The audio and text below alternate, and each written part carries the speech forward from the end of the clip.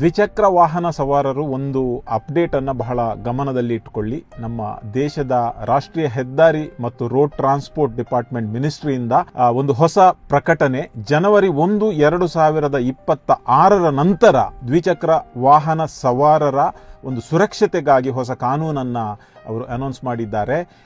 ನೀವು ಒಂದು ವೇಳೆ ಜನವರಿ 1 ನಂತರ ಯಾವುದೇ ಟೂ ವೀಲರ್ ಹೊಸತನ್ನು ಖರೀದಿಸುವಾಗ ಡೀಲರ್ಗಳು 2 ಹೆಲ್ಮೆಟ್ಗಳನ್ನು ಕಂಪಲ್ಸರಿ ಸೇಲ್ ಮಾಡಬೇಕು. ಅದು ಕೂಡ BIS ಸ್ಟ್ಯಾಂಡರ್ಡ್ ಇರುವಂತಹ, ಅಂದರೆ ನ್ಯಾಷನಲ್ ಸೇಫ್ಟಿಯಿಂದ ಪಾಸ್ ಆದಂತಹ BIS ಸ್ಟ್ಯಾಂಡರ್ಡ್ ಇರುವ 2 ಹೆಲ್ಮೆಟ್ಗಳು.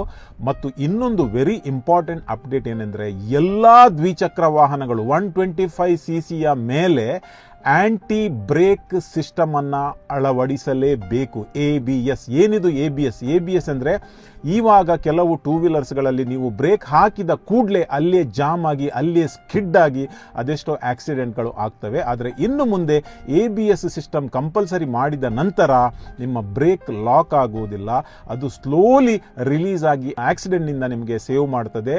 ನೆಲ ಒದ್ದೆ ಇರಲಿ ಅಥವಾ ಡ್ರೈ ಇರಲಿ, ಏನು ಅದರಲ್ಲಿ ಡಿಫರೆನ್ಸ್ ಆಗುವುದಿಲ್ಲ. ಯಾಕಂದ್ರೆ ನಮ್ಮ ದೇಶದಲ್ಲಿ 40% ಆಕ್ಸಿಡೆಂಟಲ್ ಡೆತ್ ಟೂ ವೀಲರ್ನಲ್ಲಿ ಆಗುವುದು ವಿದೌಟ್ ಹೆಲ್ಮೆಟ್ ಮತ್ತು ಈ ಬ್ರೇಕ್ ಸಿಸ್ಟಮ್ನಿಂದ ಅಂತ ಒಂದು ಸರ್ವೆ ನಮಗೆ ಹೇಳ್ತಾ ಇದೆ. ಎಲ್ಲರೂ ಟೂ ವೀಲರ್ಸ್ ನೀವು ಗಮನದಲ್ಲಿ ಇಟ್ಟುಕೊಳ್ಳಿ. ಈ ಹಿಂದೆ ಪರ್ಚೇಸ್ ಮಾಡಿದವರಿಗೆ ಇದು ಕಂಪಲ್ಸರಿ ಇರಲಿಕ್ಕಿಲ್ಲ. ಹೆಲ್ಮೆಟ್ ಮಾತ್ರ ರೈಡರ್ ಮತ್ತು ಪಿಲನ್ ರೈಡರ್ಗೆ ಕಂಪಲ್ಸರಿ. ಈ ಹಿಂದೆ 1,000 ರೂಪಾಯಿ ಫೈನ್ ಇತ್ತು. ಜನವರಿ 1, 2026ರಿಂದ 2,000 ರೂಪಾಯಿ ಫೈನ್.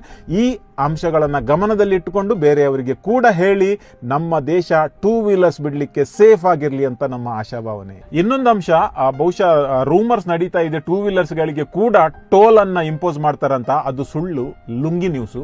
ಹಾಗಿದ್ದು ಏನಿಲ್ಲ, ಟೂ ವೀಲರ್ಸ್ ಗಳಿಗೆ ಟೋಲು ಲಗತ್ತು ಆಗುವುದಿಲ್ಲ ಅಂತ ಅಥಾರಿಟೀಸ್ ಡಿಕ್ಲೇರ್ ಮಾಡಿದ್ದಾರೆ.